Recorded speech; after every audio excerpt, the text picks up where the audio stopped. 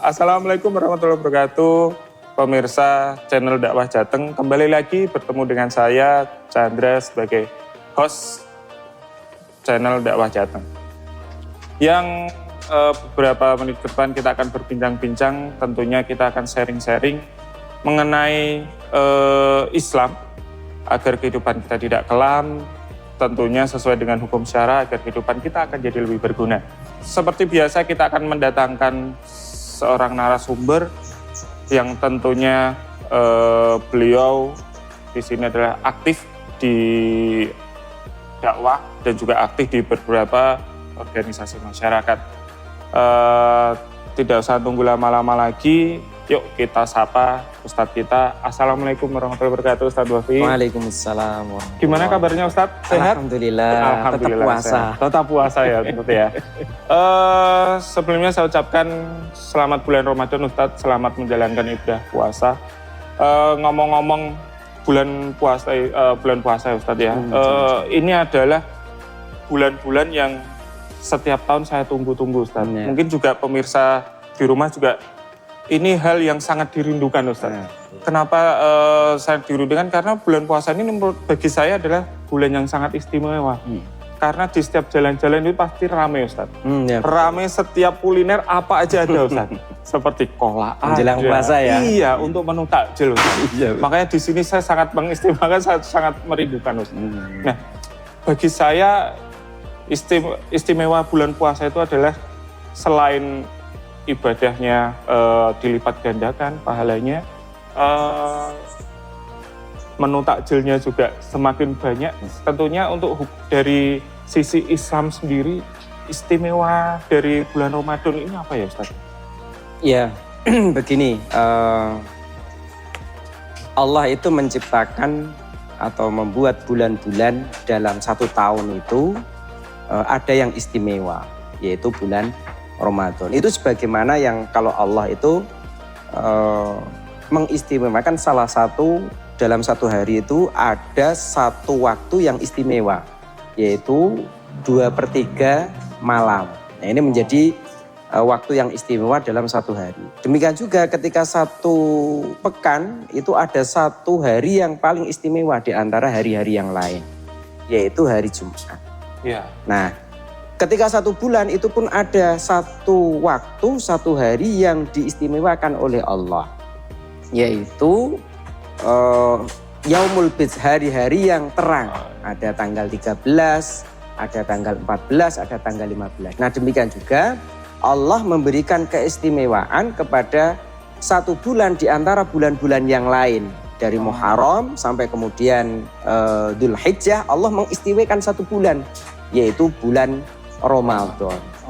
Nah, apa yang kemudian Allah mengistimewakan bulan Ramadan ini? Nah, kita flashback dulu ke belakang, bagaimana Allah memerintahkan mengistimewakan di bulan Ramadan. Jadi dulu itu di zaman belum ada perintah, Nabi datang ke Madinah, melakukan hijrah atau menjalankan hijrah dari Mekah ke Madinah, mendapati di Madinah itu ada kaum Yahudi. Mereka berpuasa. Nah, ketika berpuasa, kaum muslimin jadi bagaimana gitu? Puasanya itu di sana didapati oleh Nabi puasa 10 Muharram, Asyura. Jadi 10 Muharram itu Asyura. Padahal menurut kaum muslimin, menurut Nabi, seharusnya kaum muslimin lah yang lebih berhak. Karena Asyura itu terkait dengan pertolongan Allah terhadap Nabi Musa dan kaumnya. Nah, itu menurut pandangan Islam atau menurut pandangan Nabi, seharusnya kaum muslimin lah yang lebih berhak untuk berpuasa di hari itu. Makanya nanti disunahkan atau diperintahkan untuk berpuasa di hari itu. Tapi untuk membedakan dengan orang Yahudi supaya beda ya. Karena Yahudi puasa, kita puasa kok ketok melu-melu. Kok ikut-ikutan. Maka kemudian dibedakan dengan tambahan diperintahkannya puasa sebelum hari tanggal 10, yaitu tanggal 9. Maka tanggal 9, tanggal 10. Nah, itu ada perintah itu. Tapi kemudian perintah itu masih karena sifatnya memang tidak sampai wajib, masih tergolong biasa. Sehingga Allah memerintahkan di bulan khusus Rasulullah itu menerima wahyu setelah kejadian itu menerima wahyu diperintahkan untuk berpuasa selama 1 bulan. Jadi tidak main-main. Tidak hanya tadi 9-10 saja. Tidak hanya 9-10 tapi kemudian dilipat gandakan oleh Allah perintah puasa sampai 1 bulan. Artinya Allah memuliakan kaum muslimin itu dengan perintah puasa selama 1 bulan. Dengan turunnya salah satu ayat yaitu Allah Subhanahu wa taala berfirman, a'udzubillahi minasyaitonirrajim, syahrul ramadhana unzila fihil Qur'an wa bayyinatin minal huda wal furqan faman syahida minkumus syahra falyasum. Jadi di ayat ini dijelaskan syahrul ramadhana unzila fihil Qur'an, di bulan Ramadan ini diturunkan Al-Qur'an. Kemudian di ayat terakhir faman syahida minkumus syahra, barang siapa yang menyaksikan bulan ini atau mendapati bulan ini, falyasum, maka berpuasalah ia. Nah, makanya kemudian Allah dalam 1 bulan di bulan Ramadan ini kemudian diperintahkan berpuasa. Kemudian nanti dijelaskan dalam hadis-hadis, misalkan summu li ru'yatihi wa aftiru li ru'yatihi. Berpuasalah karena melihat hilal, kemudian berbukalah karena melihat hilal. Jadi mengawali bulan puasa dan mengakhiri bulan puasa. Nah, selama 1 bulan kemudian Allah menggodok, memberikan kemuliaan kepada kaum muslimin dengan berpuasa. Dan tidak hanya itu, di dalam puasa itulah rahasianya Allah memberikan keistimewaan, salah satu keistimewaan dalam bulan Ramadan. Nah, begitu. Berarti sangat istimewa sekali ya tadi ya, bahwasanya ternyata puasa itu tidak hanya perintah di dalam bulan Ramadan, juga ternyata di bulan Ramadan ini Al-Quran pertama kali turun ya tadi ya? Iya, salah satunya memang dimuliakannya bulan Ramadan itu di dalamnya diturunkan Al-Quran. Jadi di ayat awal tadi dikatakan syahrul ramadhana unzila fihil Qur'an. Jadi bulan Ramadan inilah, di bulan Ramadan ini unzila fihil Qur'an, diturunkannya Al-Quran. Nah, jadi kita bisa melihat begini, kenapa jadi istimewa Ramadan ketika didapati Al-Quran itu. Apa saja yang ketika di sana ada Al-Quran itu oleh Allah kemudian dijadikan mulia. Nah, misalkan dulu Madinah itu kota yang antara satu penduduk dengan penduduk yang lainnya itu suka berperang. Tapi kemudian menerima dakwah Islam, kemudian bahkan Rasulullah hijrah ke sana dengan membawa Al-Quran, bahkan Al-Quran diterapkan di Madinah. Maka Madinah itu menjadi mulia karena Al-Quran. Disebut kemudian Madinatul Munawwarah.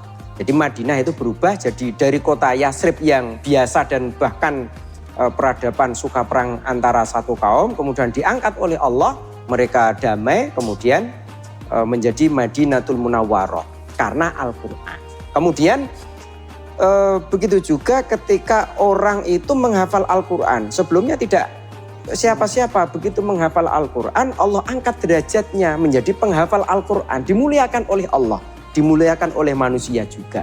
Apalagi kemudian memahami isinya, memahami apa yang ada dalam Al-Quran, yang terkandung dalam Al-Quran, maka dia menjadi ulama.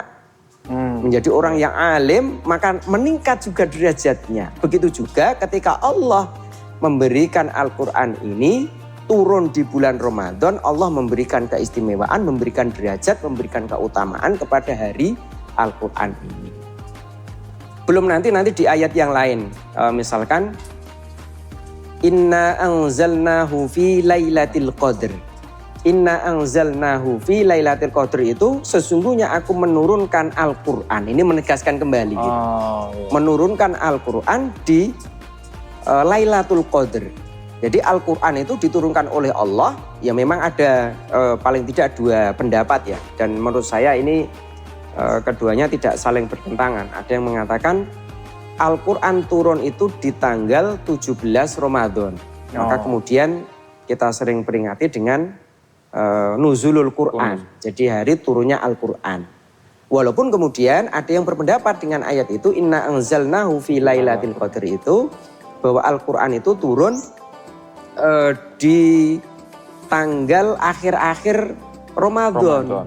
Nah, karena masuk Lailatul Qadar. Tapi menurut saya itu tidak bertentangan karena satu, kenapa dianggap tanggal 17? Karena di sana tanggal di mana Al-Quran itu pertama kali diturunkan.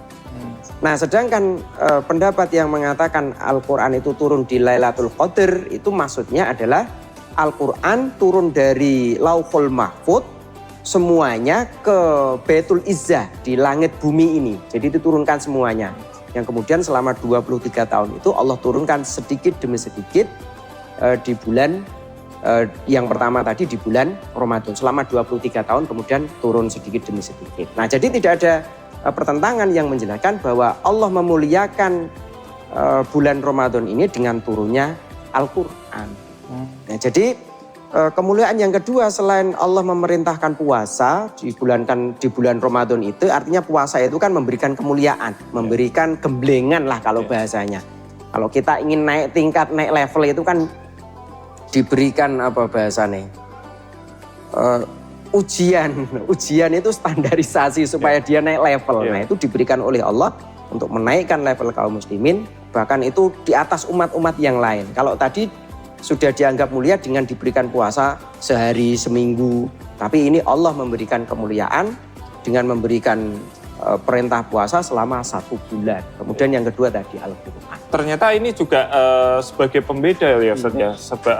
Kita sebagai umat muslim dibedakan oleh kaum Yahudi yang tadi puasa di tanggal 10 Muharram tadi ya Ustaz ya. Iya, selain 10 tadi ya Allah memberikan kemuliaan lebih tadi dengan memberikan ujian. Atau itu nanti supaya kaum muslimin lebih meningkat, atau nanti disitulah letaknya Allah memberikan banyak kemuliaan di situ. Di bulan Ramadan dengan puasa, misalkan salah satu hadis ini. Man soma Ramadhana imanan wahtisaban ghufira lahu ma taqaddama min dzanbi. Barang siapa yang berpuasa di bulan Ramadan imanan wahtisaban, dengan iman dan hanya berharap pahala dari Allah, ghufira lahu ma taqaddama min dzanbi, maka diampuni semua dosa-dosanya yang telah lalu. Artinya itu kan berarti selama seumur hidup ya tadi ya. Selama kita hidup sampai dengan sekarang. Makanya kaum muslimin itu kan dengan keyakinan itu kan berharap-harap bertemu dengan bulan Ramadan. Karena dia menyadari tidak mungkin dalam 1 tahun itu dia tidak bersalah. Dia tidak bermaksiat gitu. Nah, di bulan ini selain nanti dijanjikan oleh Allah ghufira lahu ma taqaddama min dzanbi, nanti diberikan juga pahala yang berlipat-lipat oleh Allah Subhanahu wa taala. Luar biasa Ustaz ya. Ternyata tidak hanya sebatas dengan menu takjil tadi itu aja Ustaz ya. Ternyata istimewa sekali. Reward yang kita dapatkan di bulan puasa itu menurut saya ini hal yang sangat luar biasa. Tapi selain bicara reward tadi, kira-kira apakah ada, tentunya ada reward, ada punishment ya Ustaz ya. Apakah ada misalkan ketika kita tidak menjalankan apa yang diperintahkan oleh Allah, salah satunya di sini adalah berpuasa. Apakah ada hukuman tersendiri Ustaz kepada kita kaum muslimin yang diwajibkan untuk puasa? Ya itulah kenapa kemudian bulan Ramadan itu menjadi wajib. Karena salah satunya, nanti kan kita kalau memahami perintah itu kan begini. Perintah itu tidak semuanya bersifat wajib. Jadi perintah-perintah dalam Al-Quran itu terkadang berhenti hanya sampai pada sunnah. Dia perintah tapi tidak bersifat tegas. Nanti kenanya hukumnya sunnah saja. Ada perintah yang sifatnya tegas, nanti kenanya wajib. Nah, saum Ramadan itu masuk dalam kategori perintah yang sifatnya wajib. Kenapa? Karena dia tegas. Selain tadi ketika orang menjalankan perintahnya itu mendapatkan pahala yang besar di sisi Allah, dilipat gandakan pahalanya. Di sisi lain Allah memberikan ancaman bagi orang yang tidak melaksanakannya. Jadi dalam suatu hadis Allah itu mengancam orang yang tidak puasa atau membatalkan diri, misalkan makan gitu, akan digantung oleh Allah. Kemudian mulutnya dalam keadaan pecah, dan kemudian berdarah-darah. Artinya itu siksaan Allah digantung, nggak tahu kalau informasi kenapa mulutnya sampai pecah itu. Diapakan oleh Allah, kemudian karena mungkin makan tadi ya. Iya, karena tadi makan itu. Iya. Jadi disiksa oleh Allah sampai mulutnya pecah, sampai kemudian berdarah-darah. Nah, artinya ketika Allah memberikan ancaman terhadap suatu perintah untuk menjalankan kok ada ancaman, maka perintah itu bersifat wajib, harus dilakukan. Nah, jadi itu ancaman yang diberikan oleh Allah salah satunya. Tentunya untuk pemirsa yang di rumah, ini menjadi penyemangat ya Ustaz ya. Bahasanya di bulan Ramadan ini kita harusnya menyongsong dengan penuh sukacita dan menjalankan segala apa yang diperintahkan oleh Allah, karena Allah sudah menyediakan reward yang sangat luar biasa tentunya. Ada misalkan reward bahkan nanti terkait dengan keistimewaan Ramadan gitu. Karena ini juga berlaku di bulan Ramadan, ada salah satu hari. Jadi bulan Ramadan itu sudah istimewa. Tapi oleh Allah ada istimewanya hari lagi. Ya. Ada satu hari yang istimewa yang dalam surat tadi, Inna anzalnahu fi lailatul qadr. Wa ma adraka ma lailatul qadr. Lailatul qadri min khairum min alfi syahr. Jadi di bulan Ramadan Allah menurunkan salah satu waktu. Dalam satu hari ada satu waktu, yaitu disebut dengan Lailatul Qadr. Apa hebatnya? Dan ini diturunkan di bulan Ramadan, dan hebatnya kata Allah, Lailatul Qadr itu khairum min alfi syahr. Jadi lebih baik daripada 1000 bulan. 1000 bulan itu kalau dihitung tahun berapa coba kira-kira? Malah banyak tahun, Tat. Banyak tahun. Kalau dihitung itu sekitar 83 tahun. 83 tahun. 83 tahun itu kalau menemui itu, dan mesti menemui kan maksudnya. Satu hari itu ya. Satu hari itu. Dan kalau kita menemui bulan Ramadan sampai akhir pasti menemui itu. Iya. Nah, tinggal nanti ketika menemui itu dalam keadaan apa? Dalam keadaan maksiat atau dalam keadaan ibadah. Nah, kita akan berharap di hari yang mulia itu, di waktu yang mulia itu, di posisi kita dalam keadaan beribadah. Jadi dilipat gandakan oleh Allah. Dan itu tidak dimiliki oleh umat-umat terdahulu. Hanya diberikan oleh Allah kepada umatnya Nabi Muhammad SAW. Berarti kita adalah salah satu umat yang sangat beruntung, Ustaz ya. Istimewa. Karena kita di zaman Al-Quran sudah turun, betul. Kita juga sudah diberikan keleluasaan untuk melaksanakan ibadah puasa tanpa kita harus berperang lagi, Ustaz ya. Iya. Kalau zaman dulu kan masih sering ada perang-perang gitu ya, Ustaz, iya. Kalau sekarang kan nggak ada ya, Ustaz. Iya. Adanya perang hoax. Oke. Ternyata bulan Ramadan ini sangat istimewa sekali ya, Ustaz ya. Tentunya untuk para pemirsa di rumah, pemirsa setia channel Dakwah Jateng, kalau ingin lebih istimewa lagi, yuk jangan lupa klik tombol like-nya, juga subscribe-nya ya. Apabila mau tanya-tanya, boleh tuh ditulis di kolom komentar. Apabila ini bermanfaat buat teman-teman, boleh di-share ke teman-teman lainnya ya. Oke, Ustadz, tadi kan saya sedikit merangkum bahwasanya bulan Ramadan ini sangat-sangat istimewa sekali ya. Salah satunya dengan adanya peristiwa turunnya Al-Quran di bulan Ramadan ini, saya jadi sedikit berpikir nih Ustadz, sebenarnya tuh Allah itu apa sih yang diinginkan Allah kok sampai Ramadan ini sangat istimewa sekali, dan bahkan Al-Quran pun juga diturunkan di bulan Ramadan. Ya, begini, kalau kita melihat Ramadan, memang nanti yang menjadi pokok pembahasan atau yang menjadi titik poin utama itu ya diwajibkannya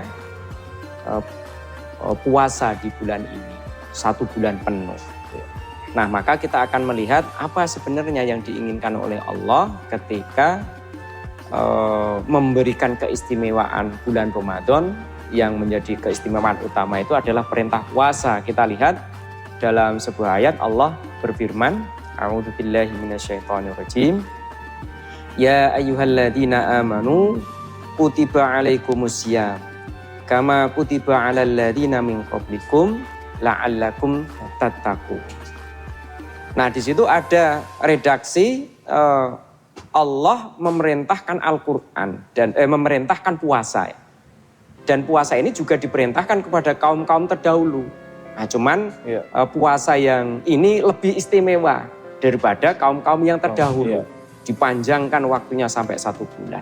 Apa kepentingan Allah? Maka di ayat ini terakhir itu disampaikan la'allakum tattaqun. Jadi supaya kalian itu bertakwa. Nah, makanya kemudian salah satu titik penting apa yang diinginkan Allah terhadap kemuliaan, keistimewaan perintah puasa ini. Maka kita harus mengupas lebih dalam apa itu takwa. Ternyata keinginan Allah memerintahkan puasa selama 1 bulan itu la'allakum tattaqun. Di ayat lain kalau kita buka untuk menjelaskan la'allakum tattaqun, ini salah satu yang bisa kita pahami. Ada firman Allah, a'udzubillahi minasyaitonirrajim, ya ayyuhalladzina amanu ittaqullaha haqqa tuqatih wa la tamutunna illa wa antum muslimun. Di situ diperintahkan untuk menjelaskan sedikit tentang takwa. Ya ayyuhalladzina amanu, pokoknya kalau ada redaksi ya ayyuhalladzina amanu ini, Mas Chandra, harus dipahami bahwa di sana ada perintah. Jadi kalau tidak perintah, larangan. Nah, kebetulan ini ya ayyuhalladzina amanu ittaqullah, bertakwalah. Jadi kalian tadi kan perintahnya la'allakum tattaqun, supaya kalian takwa. Nah, ternyata tujuan untuk puasa itu ke arah takwa, dan takwa itu sendiri ternyata diperintahkan oleh Allah, yaitu ittaqullah, bertakwalah kalian kepada Allah haqqa tuqatih, dengan sebenar-benarnya takwa. Ya artinya ternyata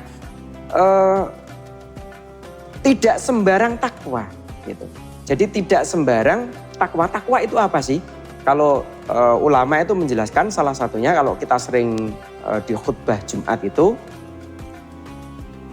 bertakwa itu dikatakan menjalankan seluruh perintah-perintahnya Allah dan meninggalkan seluruh larangannya Allah. Jadi perintahnya Allah dijalankan, larangannya ditinggalkan. Jadi orang yang bisa menjalankan seluruh perintah dan meninggalkan larangan itu disebut dengan takwa. Makanya kemudian perintahnya kan tidak ringan. Ittaqullaha haqqa tuqatih. Jadi bertakwalah kepada Allah dengan sebenar-benarnya takwa. Nah, ketika ini dilakukan, harapannya memang orang itu betul-betul mendapati tadi yang diinginkan oleh Allah, la'allakum tattaqun itu tadi. Nah, oleh karena itu kita harus memahami. Terus yang sebenar-benarnya takwa, tadi perintahnya kan takwa. Terus yang sebenar-benarnya takwa itu seperti apa? Nah, ini kita bisa lihat salah satu takrif atau definisi dari Islam itu sendiri. Jadi Islam itu kan agama yang diturunkan oleh Allah kepada Nabi Muhammad SAW litandimi alaqatil insan, untuk mengatur hubungan manusia bi khaliqihi. Maka takwa yang pertama dimensinya adalah dimensi hubungan manusia dengan Allah. Termasuk di dalamnya itu iman. Jadi masalah iman ini harus terikat dengan perintah dan larangan Allah atau perintah-perintahnya Allah. Kemudian yang kedua ibadah. Ini masuk hubungan manusia dengan Allah. Ada ibadah itu puasa sendiri, nanti kemudian sholat, kemudian haji, dan lain sebagainya. Ibadah-ibadah yang sifatnya mahdoh, hubungan kita dengan Allah ini.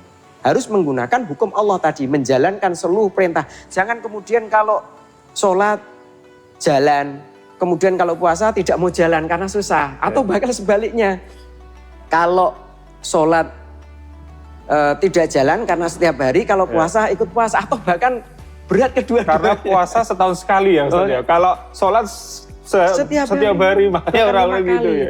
Coba disurvei anak-anak sekolah hari ini. Dicek saja, ditanya secara acak itu. Kamu sholatnya dalam sehari sudah penuh 5 kali tadi. Padahal itu wajib. Apalagi nanti puasa. Apalagi puasa dapat MBG. Wah, ini malah MBG. Wah, ini semakin membuka mereka untuk, dan itu betul-betul terjadi. Saya mendapati fakta yang memang sudah dasarnya puasanya berat, kemudian dihadapkan dengan makanan. Nah ini semakin berat. Nah ini yang pertama, level pertama takwa yang diinginkan, yaitu menjalankan perintah Allah dan larangan Allah dalam hubungan manusia dengan Khalik-nya. Kemudian masuk ke level yang kedua, yaitu Allah memberikan perintah dan larangan dalam urusan hubungan manusia dengan dirinya sendiri. Jadi manusia itu kan selain berhubungan dengan Allah, dia juga diperintahkan untuk mengatur dirinya sendiri. Contoh misalkan dia menggunakan pakaian yang seperti apa. Nah ini kan untuk mengatur dirinya sendiri. Mau pakai pakaian yang kalau nanti syariatnya menutup aurat, atau yang tidak menutup aurat. Asal tren, asal bagus, kemudian diikuti atau kemudian mengikuti tuntunan perintah dari Allah dan larangannya. Kemudian makanan. Ini termasuk aturan untuk Allah mengatur hubungan manusia dengan dirinya sendiri. Makanan, apa yang dia makan? Apakah dari makanan yang halal, dari sumber yang halal, makanannya juga halal atau tidak? Kemudian minuman, makanan dan minuman. Itu diambil dari sumber yang halal atau tidak. Ini yang memabukkan atau tidak. Nah itu diatur oleh Allah. Nah ketakwaan yang kedua ini juga harus dilakukan. Jadi tidak kemudian ibadahnya jalan, kemudian minum maksiatnya juga jalan. Life is balance ya tadi ya. Iya, maksiat kan jalan itu ibadah juga jalan. Tidak ittaqullah haqqa tuqatih. Jadi tidak sebenar-benarnya takwa. Ini level kedua, makanan, minuman. Tapi kadang gini Tat, mungkin pada level saat ini ya tadi ya, mungkin ada beberapa umat Islam bahkan memandang puasa itu ya hanya sebatas, mungkin tidak ada ketakwaan di situ, hanya sebatas teman-temannya pada puasa, ya aku ikut puasa. Jadi puasa hanya yang didapat mereka itu adalah yang benar-benar ya sebatas menahan lapar sama dahaga saja. Gitu. Nah, mungkin sebenarnya puasa yang sesuai dengan dilandaskan dengan takwa itu yang seperti apa? Ya tentu sebagaimana hadis tadi, contoh yang dijanjikan Allah itu adalah pengampunan. Ini contoh reward atau pahala atau hadiah yang diberikan oleh Allah ketika orang menjalankan puasa dengan baik, yaitu man shoma ramadhana imanan. Nah, berarti ketika dia menjalankan dengan keyakinan yang betul, iman artinya dia yakin Allah itu ada, Allah akan menghisab, Allah akan mempertanggungjawabkan seluruh aktivitasnya, pahalanya, dosanya. Maka ketika dia menjalankan karena iman, wahtisaban, ikhlas karena Allah, ghufira lahu ma taqaddama min dzanbi, maka dia akan dihapus seluruh dosa-dosanya. Artinya kalau itu tidak dilakukan, ya dapatnya cuman lapar, cuman dahaga, pahalanya tidak didapatkan. Ya tidak apa-apa, minimal ya untuk latihan. Mungkin ada anak-anak yang masih di level secara pemahaman ini memang belum ya. Dia puasa itu hanya karena diperintahkan orang tuanya, belum karena keimanan bahwa ini dipertanggungjawabkan di hadapan Allah. Tapi paling tidak itu bagian dari bentuk latihan. Begitu. Nah, saya coba kembali yang tadi bahwa ittaqullah haqqa tuqatih. Tujuan dari kita Ramadan menjalankan ibadah itu kan la'allakum, yang diinginkan Allah itu kan la'allakum tattaqun, supaya kalian bertakwa. Nah, untuk mendapatkan takwa di perintah yang lain, haqqa tuqatih, takwa itu harus sebenar-benarnya takwa. Artinya takwa itu yang menjalankan seluruh perintah dan larangan Allah. Maka level 1 itu juga harus dijalankan. Level yang kedua, takwa level kedua ini juga harus dijalankan. Dan hari ini yang paling berat itu ketika masuk kepada level yang ketiga.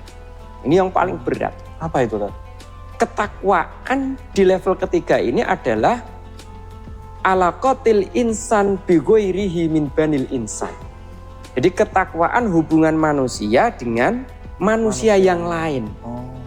Muamalah. Nanti di dalamnya ada muamalah, transaksi itu. Jadi jual beli, kemudian utang piutang, kemudian wakalah, dan lain sebagainya. Kemudian ada sistem pemerintahan. Jadi bagaimana mengatur pemerintahan yang benar sesuai dengan Islam. Di sana ada perintah dan larangan dalam urusan pemerintahan. Kemudian dalam urusan sosial, ijtimaiyah, hubungan laki-laki dengan perempuan. Jadi bagaimana menjaga hubungan, menjaga pandangan, menjaga transaksi dengan perempuan, tidak berkholwat, tidak ikhtilat dan lain sebagainya. Ini juga nanti ada perintah dan larangan, kan jadi berat. Belum nanti sampai ke hukuman. Hukuman itu juga diberikan oleh Islam. Misalkan ada ayatnya, ada ayatnya. Wasariku wasariqatu faqta'u. Kalau ada pencuri laki-laki atau pencuri perempuan, faqta'u, ada perintahnya dari Allah. Yaitu potonglah keduanya. Faqta'u, yang diperintahkan siapa itu? Kaum muslimin. Jadi faqta'u, potonglah oleh kalian semua. Kan jadi berat. Iya. Bagaimana kita melaksanakan? Wong negaranya tidak mau melaksanakan.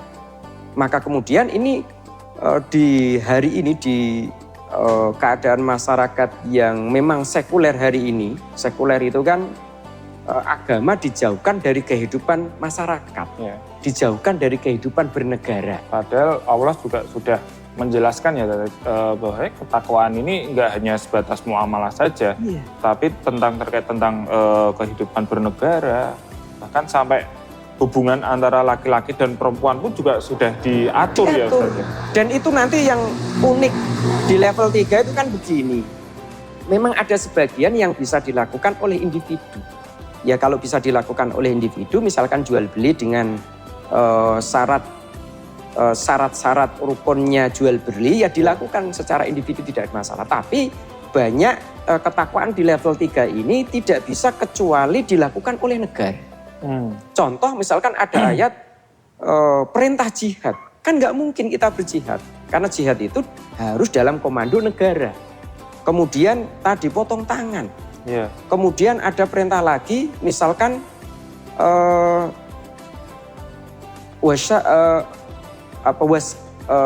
wazani wazaniyatu fajlidu. Jilidlah pezina laki-laki, pezina perempuan, maka jilidlah mereka. Ada perintah untuk jilid. Jilid apa? Jilid itu dicambuk. Oh iya. Jadi ketika ada orang berzina dalam Islam itu kan hukuman, masuk dalam hukuman. Hukuman dalam Islam harus dicambuk. Ini tidak bisa dilakukan oleh Mas Chandra, oleh saya, oleh ormas. Karena saat ini hukum zina itu tidak ada ya Tanya, di negara kita ini. Iya, ya memang tidak diundangkan. Makanya di level ini ada perintah. Makanya di antara ketakwaan di level 1 tentang ibadah, tentang akidah ibadah, kemudian di level 2 makanan, minuman, kemudian pakaian, akhlak, yang paling berat itu ketika masuk ketakwaan di level 3, yaitu di level bagaimana kehidupan ini tidak diatur dengan syariat oleh negara. Semua hukum itu banyak yang tergantung dengan negara. Contoh sederhana, khud min amwalihim sodakotan.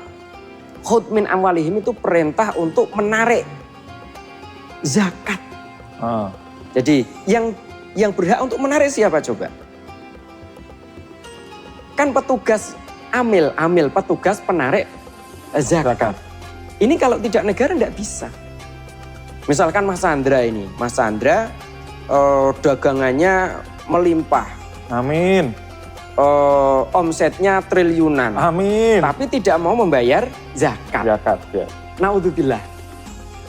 Kemudian karena tidak membayar zakat, siapa yang mau memaksa?